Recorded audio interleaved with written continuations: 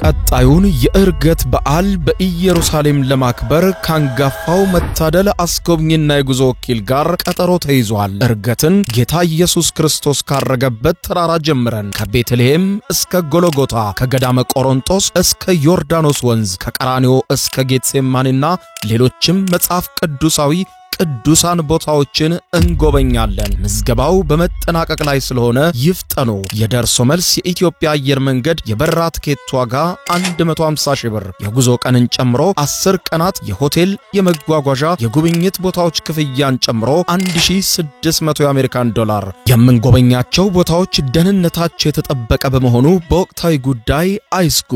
አድራሻ 22 ጎላጉል ህንጻ ሁለተኛ ፎቅ ቢሮ ቁጥር 205 ቢ በ09 12 64 10 00 ወይም በ0964 08 08 08 ላይ ሃሎ ይበሉን። መታደል አስጎብኝና የጉዞ ወኪል።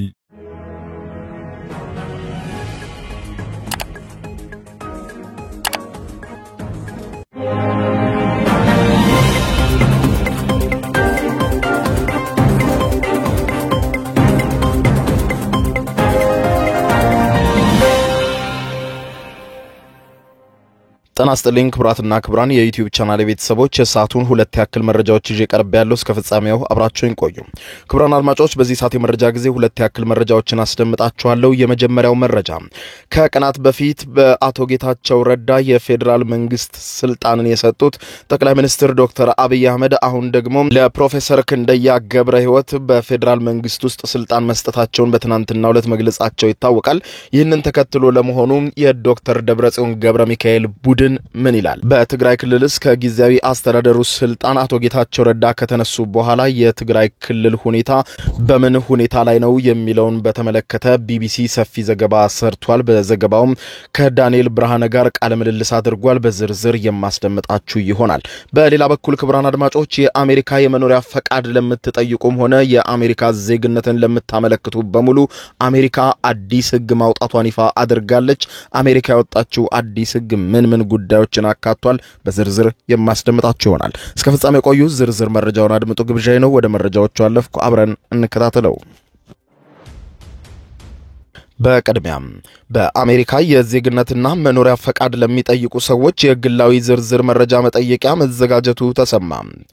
በወጣው አዲሱ የአሜሪካ ህግ መሰረት የአሜሪካ ዜግነት እንዲሁም የኗሪነት ፈቃድ ለሚጠይቁ የአሜሪካ መንግስት ማህበራዊ ሚዲያ አካውንቶችን ጨምሮ የቤተሰብ ግላዊ ዝርዝር መረጃቸውን የሚጠይቅ መመሪያ መዘጋጀቱ የተሰማ ሲሆን የቤተሰባቸውን ዝርዝር ውስጥ የኗሪነት ፈቃድ የሌላቸው ካሉ መካተት እንደሚገባቸው የጠቆመው ዘሂል የተሰኘው ጋዜጣ በዘገባው ቋሚ የመኖሪያ ፈቃድ ያላቸው የዜግነት ማመልከቻቸውን ተከትሎ የቤተሰባቸውን ሁኔታ በተመለከተ ዝርዝር ማብራሪያ እንዲሰጡ የሚገደዱ ሲሆን ይህንን አለማድረግ ዜግነት አለማግኘት ብቻም ሳይሆን መባረርን ሊያስከትል እንደሚችል መገለጹንና በተጨማሪም ዜግነትን ለማስገኘት ቋንቋና የሲቪክ ትምህርትን በመስጠት እንዲሁም ጠበቃ በማቆም ካለፉት 15 ዓመታት ጀምሮ ድጋፍ ሲሰጡ የነበሩ ድርጅቶች በሀገር ውስጥ ጉዳይ ሚኒስቴር በሆምላንድ ሴኩሪቲ ዲፓርትመንት በኩል ሲሰጣቸው የነበረውን የሲቲዝንሺፕ ኤንድ ኢንተግሬሽን ግራንት ፕሮግራም እንዲቋረጥ መደረጉንም አስታውቋል። በአሜሪካ በአሁኑ ወቅት ከ10 ሚሊዮን በላይ ዜግነት የማግኘት መብት ያላቸውና ቋሚ የመኖሪያ ፈቃድ ያላቸው ሰዎች መኖራቸውን የገለጸ ሲሆን ከአስገዳጁ መመሪያም ባሻገር የማመልከቻ ክፍያ መጨመር መጓተት የዜግነት ማመልከቻ ለሚያቀርቡ ተጨማሪ እንቅፋት መሆኑን የጠቆመው ዘገባው አሜሪካ በየዓመቱ በትንሹ ከግማሽ ሚሊዮን በላይ ለሚሆኑ ነዋሪዎቿ ዜግነትን የምትሰጥ ሲሆን በአንድ ዓመትም ከ1 ሚሊዮን በላይ ዜግነት የወሰዱ ሰዎች መመዝገባቸውን ጠቅሶ የቅርብ ጊዜ የዜግነትና የኢሚግሬሽን መረጃዎች ደግሞ ከ5 ዓመት በፊት በዓመት ከ600 ሺህ በላይ ለሚሆኑ ሰዎችም ዜግነት ሲሰጥ ይህ አሃዝ በቀጣዩ ዓመት ወደ 864861 ከፍ ማለቱን በአመታትም ወደ 1 ሚሊዮን መጠጋቱን በማንሳት ባለፈው በ2024 የፈረንጆቹ ዓመት ከ815,000 በላይ ዜግነት ሲወሰዱ ሰዎች ሲመዘገቡ በአጠቃላይም ባለፉት 10 ዓመታት ውስጥ 7.9 ሚሊዮን የአሜሪካ ነዋሪዎች የአሜሪካ ዜግነትን ማግኘታቸውም ተመልክቷል። በአሁኑ አዲስ መመሪያ መሰረት የግሪን ካርድ ለመጠየቅም ይሁን ዜግነት ለማውጣት በተለይም ደግሞ እንደ ፌስቡክ፣ ዋትስአፕ የመሳሰሉ የመረጃ መለዋወጫ የማህበራዊ ትስስር ገጾችን ሙሉ በሙሉ እንዲበረበሩና እንዲታዩ ፈቃድ መስጠት እንደሚያስፈልግ አዲሱ ሕግ ያትታል። በሌላ ዜና በዶክተር ደብረጽዮን ገብረ ሚካኤል ከሚመራው የህዝባዊ ወያኔ ሓርነት ትግራይ ህወሓት ቡድን ራሳቸውን የለዩትና በይፋ በዶክተር ደብረጽዮን ገብረ ሚካኤልና ቡድናቸው ላይ ተቃውሞ ያቀረቡ አካላት ላይ ጠቅላይ ሚኒስትር ዶክተር አብይ አህመድ ስልጣን መስጠታቸውን ቀጥለዋል።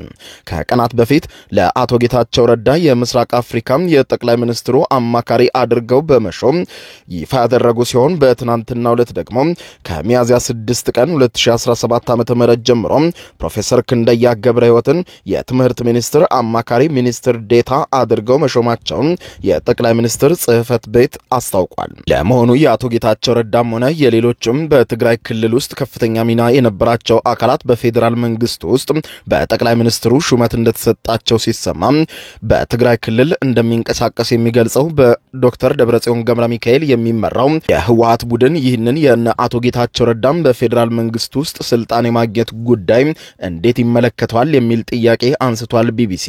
ቢቢሲ ጥያቄውን ያቀረበው በትግራይ ክልል ፖለቲካ ውስጥ ከፍተኛ የሆነ እንቅስቃሴ የሚያደርገው ዳንኤል ብርሃንን በመጠየቅ ነበር። ዳንኤል ብርሃንም ለተጠየቀው ጥያቄ ተከታዩን ምላሽ ሰጥቷል።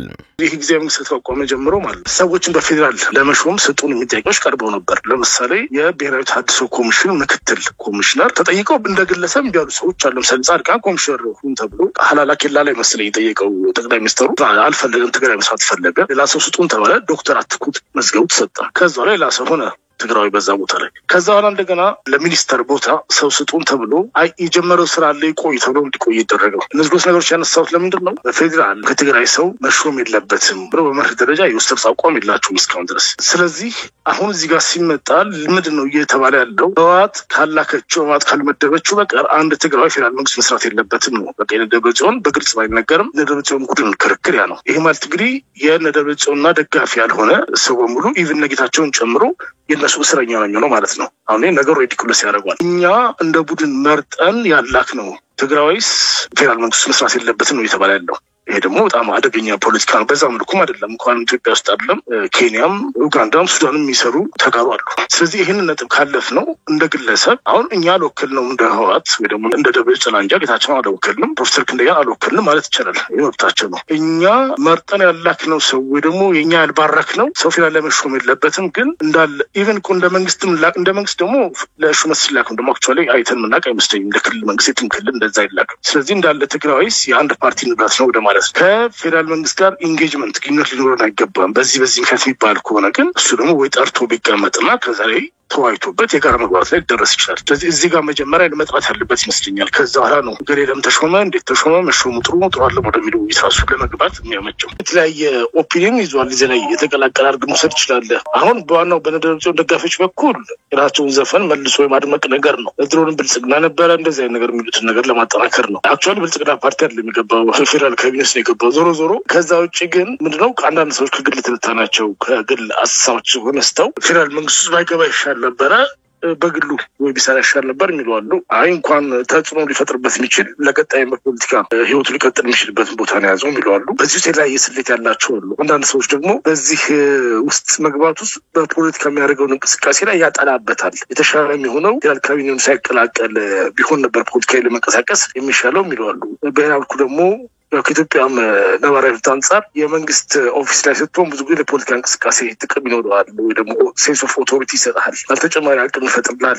እንደዚህ የሚል የተለያዩ ትንታኔዎች አሉና እየተቀላቀለ ነው ያለው። ተከዳን የሚለው ነገር እንኳን የለም። እሱ ማለት እኔ እስከሚታይ ድረስ ደብረጽዮን ደጋፊዎች አካባቢ ያለ ነገር አሳሰብ ነው ወይ ደግሞ በራሱ ጊዜ ከፌዴራል መንግስት ጋር ግንኙነት ሊኖር አይገባም ወይ ደግሞ እንደዚህ ግንኙነቶችስ ፌዴራል መንግስት የሰራውን ጥፋት ያደበዝልታል በሚል ከዛ ትንታኔ ተነስቶ ይህን የሚተች ወይ ደግሞ ደስ ያላለው ደግሞ አለ። አቶ ጌታቸው ይህንን ሹመት የተቀበሉት ለምንድን ነው? ከፌዴራል መንግስቱ ጋርስ መስራት የመረጡት ለምንድን ነው? እንግዲህ ያ ግለሰብ እንደ ግለሰብ ራሱ ግምገማ ይኖራል። ቅድም መጀመሪያ ላይ ካልኩም አንፃር ማለት የራሱ ግምገማዎች ይኖሩታል። ለምሳሌ በቀጣይ የእሱን ክንፍ ህወሓት አጠናክሮ አደራጅቶ የሚሄድ ከሆነ ኢቭን የመንግስት ሪሶርስም ራሱ ሊጠቅመው ይችላል። ዋን ወራ ነዘር በጠቀም ስለማይቀር ማለት ነው ሰዎችን ለማሰባሰብ እንደጋ ደግሞ ጉዳዮችን ለመከታተል ቀጥታ አክሰስ ይኖረዋል። በትግራይ ላይ የሚደረጉ ነገሮችን በፕሪቶሪያ አፈጻጸም ላይ ይሁን ተዛማጅ ቀጠናዊ ጉዳዮች ቀጥታ ዳይሬክት አክሰስ የመረጃ እድል ራሱ ይኖረዋል።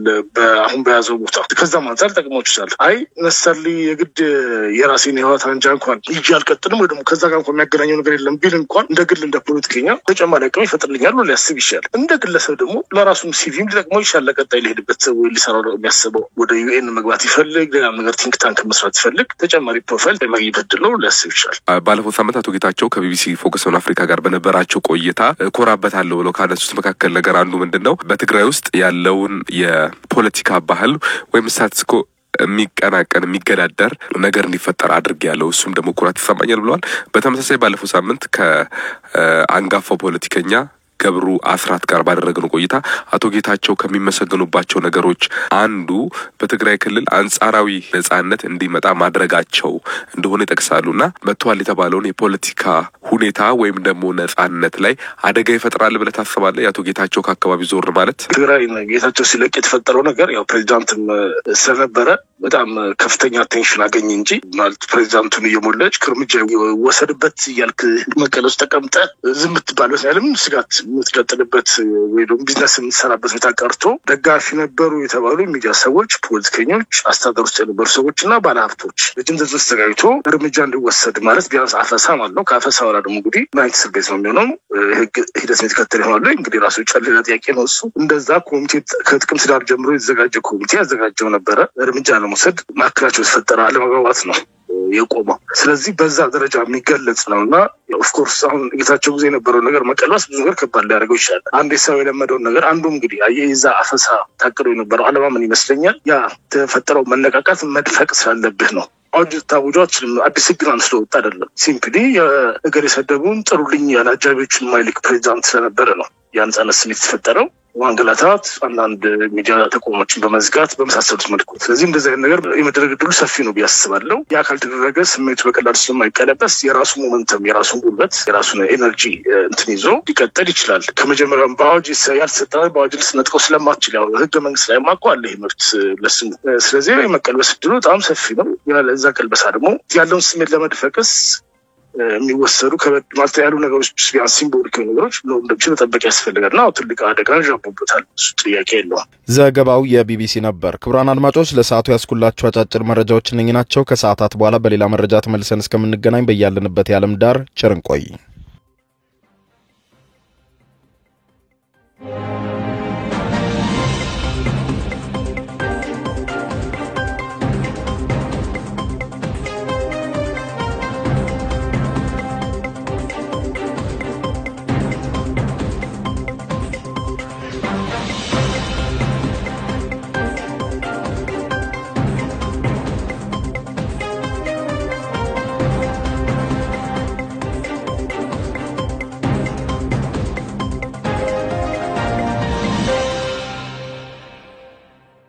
የዩቲዩብ የስኬት ሚስጥሮችን በዝርዝር የያዘው የአቤል ብርሃኑ የወይኗ ልጅ አዲስ መጽሐፍ በገበያ ላይ ዋለ። ዩቲዩብ ለመጀመር በአጭር ጊዜ ስኬትን ለመቀዳጀት አስበዋል? ዩቲዩብ ጀምረው ሚስጥሮቹ አልገባ ብለውታል? እንግዲያውስ አዲሱ በዩቲዩብ 2 የወርቅ 3 የብር ሽልማቶችን ያገኘው የአቤል ብርሃኑ የወይኗ ልጅ የዩቲዩብ ሚስጥሮች መጽሐፍ በዝርዝር ሁሉንም ያብራራሉታል። ዛሬውኑ ገዝተው ህልሞን የሚያደርጉበትን የዩቲዩብ የስኬት መንገድ ይጀምሩ። በውጭ ሀገራት ለምትገኙ ከአማዞን ላይ ብታዙ በቀናት ውስጥ ደጁ ይደርሳል። የአማዞን ሊንኩን እዚህ ቪዲዮ ኮሜንት ላይ ያገኙታል። በሀገር ውስጥ ለምትገኙ በ0949 13 0000 ቴሌግራም ላይ ይዘዙ። ካሉበት ቦታ እናደርሳለን። የዩቲዩብ ሚስጥሮች ዘመኑ ጋር ተፈላጊ መጽሐፍ